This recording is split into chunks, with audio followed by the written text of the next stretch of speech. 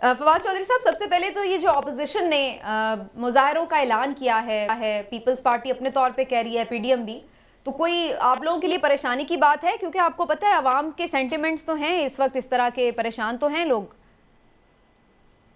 नहीं, लेकिन अवाम जो है वो बेवकूफ तो नहीं है ना। वो इसके लिए तो नहीं कहेंगे कि वो क्या कहते हैं कि मीर भी क्या ज्यादा है कि हुए बीमार जिसके सबब उसी अतार के लौंडे से दवा लेते हैं।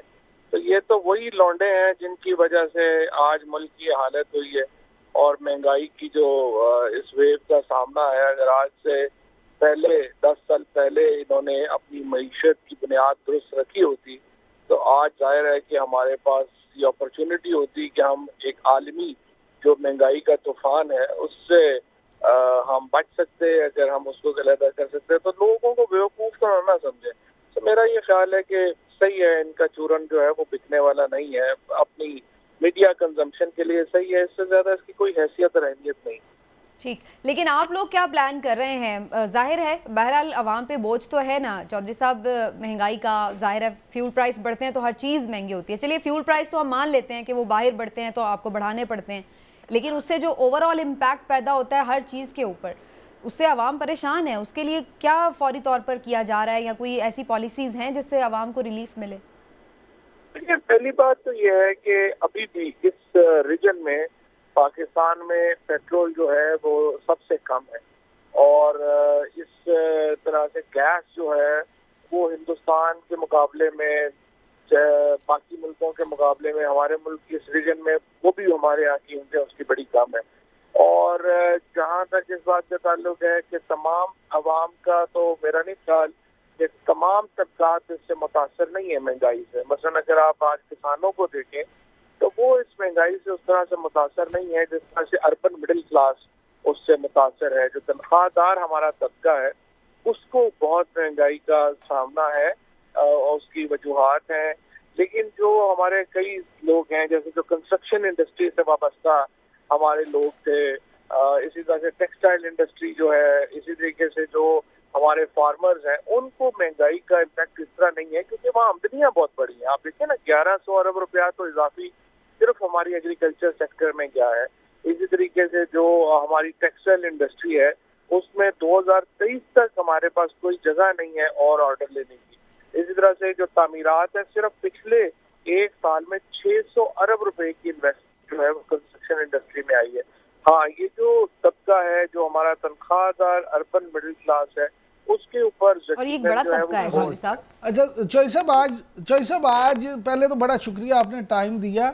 गुजारिश है, आज जब स्पेयर आपसे मुलाकात हुई तो इसी मौजू पे जब मैं आपसे बात कर रहा था तो आपने बताया था कि 2 इकदाम आप ऐसे करने जा रहे हैं जिससे ये तबका जो मिडिल क्लास मुतासिर हुआ है वो भी, उसका भी कुछ रिलीफ मिलेगा। तो उन इकदाम के बारे में बताएंगे कि क्या करने जा रहे हैं आप? जी बिल्कुल, ये 3 इकदाम हैं जो अभी हम करने जा रहे हैं। सबसे अहम जो है वो है सेहत कार्ड, जिसमें देखें पंजाब के जो तमाम शहरी, केपी में हमने इम्प्लीमेंट कर दिया है, कश्मीर में जो है वो आप इम्प्लीमेंट कर दिया है। अब इस्लामाबाद और पंजाब के तमाम जो शहरी हैं उनको हम 7.5 लाख रुपए का जो मेडिकल अलाउंस है वो दे रहे हैं। यानी आप अपने उस कार्ड के ऊपर आप अपनी मर्जी के डॉक्टर से, मर्जी के हॉस्पिटल में 7.5 लाख तक का इलाज फी खानदान जो है साल में करा सकेगा, जो बहुत ही बड़ा मैं समझता हूँ रिलीफ है इसमें मिडिल क्लास के लिए। उसके बाद हम ला रहे हैं एक स्पेशल एहसास कार्ड, जिसमें आप जो लोग क्वालिफाई करते होंगे एहसास कार्ड के ऊपर, वो किसी भी दुकान से जाके सब्सिडाइज्ड जो बुनियादी चीजें हैं, आटा, दाल, चीनी, ये सब्सिडाइज जो है वो खरीद सकेंगे। और तीसरा जो है वो हम मजदूर कार्ड, पंजाब गवर्नमेंट मजदूर कार्ड भी ला रही है, और हम जो है वो किसान कार्ड ला रहे हैं जिसमें किसानों को जो सब्सिडी है वो बराह रास्त हम किसानों को देंगे बजाय फैक्ट्रियों को देने के। तो इन 3 प्रोग्रामों से आप देखेंगे ये जो तबकात हैं जो दबाव फील कर रहे हैं उसमें कुछ कमी यकीनन आए। अच्छा चौधरी साहब, अभी आपने कंस्ट्रक्शन इंडस्ट्री का जिक्र किया है कि उसने बड़ा बूम किया और 600 अरब से ज़्यादा की उसमें इन्वेस्टमेंट हुई है, लेकिन सूरत हाल ये है कि सरिया रोज़ाना महंगा हो रहा है, सीमेंट की बोरी की रोज़ाना महंगी हो रही है और सिर्फ 1-2 महीने में तकरीबन 100 से 150 रुपया फ़र्क पड़ा है। आप क्या समझते हैं ये जो सीमेंट कार्टेल या सरिया कार्टेल, ये इस तरह के लोग हैं, सीमेंट की जो प्रोडक्शन है वो 60% कर रहे हैं वो मिल के पूल करके, अगर सिर्फ वो अपनी प्रोडक्शन पूरी कर दें तो सीमेंट की बोरी 450 रुपये पे आ सकती है। तो इस ज़िम्न में हुकूमत क्यों नहीं कुछ कदम उठा रही? देखिए ये तो कंपटीशन कमीशन ऑफ पाकिस्तान बड़ी वाइब्रेंट इदारा बन चुका है, और आपको मालूम है कि उन्होंने शुगर मिल्स के ऊपर तो बड़ा क्रैकडाउन किया, और अभी सीमेंट के भी केसेस जो है उनके पास चल रहे हैं, उसकी टैक्स के ऊपर चल रहे हैं। लेकिन इस वक्त ये भी आपको मानना पड़ेगा कि जो फॉर एग्जांपल जो ये सरिया है, स्टील जो है, उसमें जो इंटरनेशनल और प्राइसेस हैं वो इतनी ऊपर गई हैं, और पूरी दुनिया में स्टील का जो है वो बहुत ही इस वक्त महंगा जो है वो स्टील हुआ है, क्योंकि एनर्जी प्राइसेस ऊपर गई हैं। आपको मालूम है कि जो स्टील है उसकी जो मेन एक जो उसका मटेरियल है वो तो एनर्जी है, या वो गैस हो या बिजली हो, क्योंकि वो कीमतें ऊपर गई हैं तो स्टील की कीमतें जो है ऊपर गई हैं, और आयरन और की कीमत भी ऊपर गई है। तो ये भी एक हम ये बात है। अच्छा जो साहब, आप ये ज़रा बता दें कि जब एहतजाज होगा अपोजिशन का तो हुकूमत उनको फ्री हैंड देगी या सख्ती से निपटा जाएगा? नहीं जी, फ्री हैंड है, इनके पास कौन सा बेचारों के पास तो जमा होते हैं, तो ऐसे ही आते हैं 5-7 हज़ार।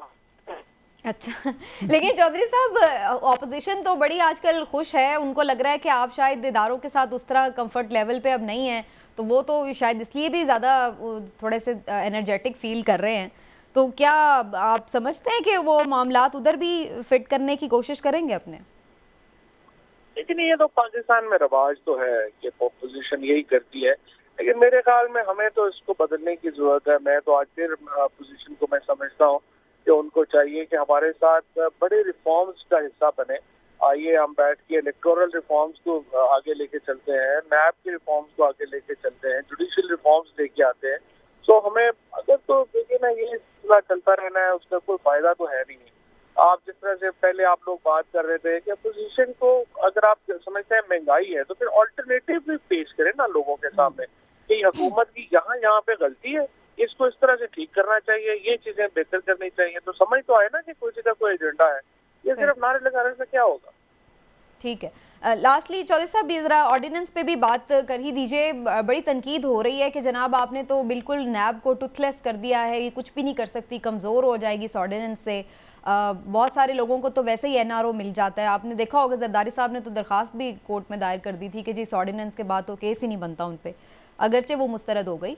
लेकिन बहरहाल बहुत सारे लोग इस चीज़ को अवेल कर सकते हैं फ़ायदे को। तो क्या ऑर्डिनेंस में आपने सारी बातें तो अपोजिशन की मान ली जिन पर पहले आप कहते थे कि देखें जी इनकी तजावीज़ किस तरह की हैं?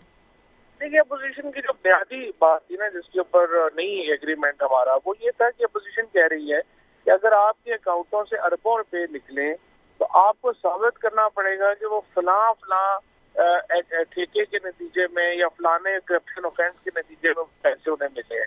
अब देखिए, ये बात नहीं मानी जा सकती। अगर मेरे अकाउंट में 1 अरब रुपया निकल आया है तो ये मेरा काम है कि मैं बता सकूं कि ये पैसे कहाँ से आए हैं, और अगर मैं नहीं बता सकता तो ये करप्शन का पैसा है।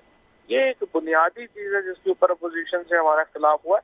बाकी देखिए, तमाम लोगों के जो मुतालबात थे, ये सिर्फ अपोजिशन के मुतालबात नहीं थे। हमने आगे बढ़ना है पाकिस्तान में, तो हमें नैब को भी और बाकी इदारों को भी जो है रिफॉर्म करने की जरूरत है, और ये उसी में एक मैं समझता हूँ बहुत अच्छी है। अच्छा जो सब आखिरी सवाल है, किसका जवाब दे दीजिएगा कि शौकत तरीन साहब गए हैं वहाँ पे मुज़ाकरात करने IMF के साथ, तो उनकी वजारत की मुद्दत तो पूरी हो गई है, तो मशीर का भी नोटिफिकेशन नहीं हुआ, तो किस हैसियत से वो वहाँ पे कर रहे हैं मुज़ाकरात?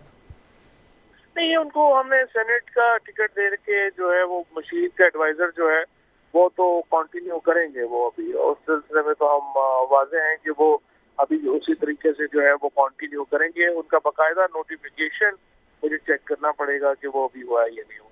ठीक है, बहुत बहुत शुक्रिया आपका फवाद चौधरी साहब, वक्त निकाला आपने हमारे लिए इशूज़ के हवाले से हुकूमत का मौक़िफ़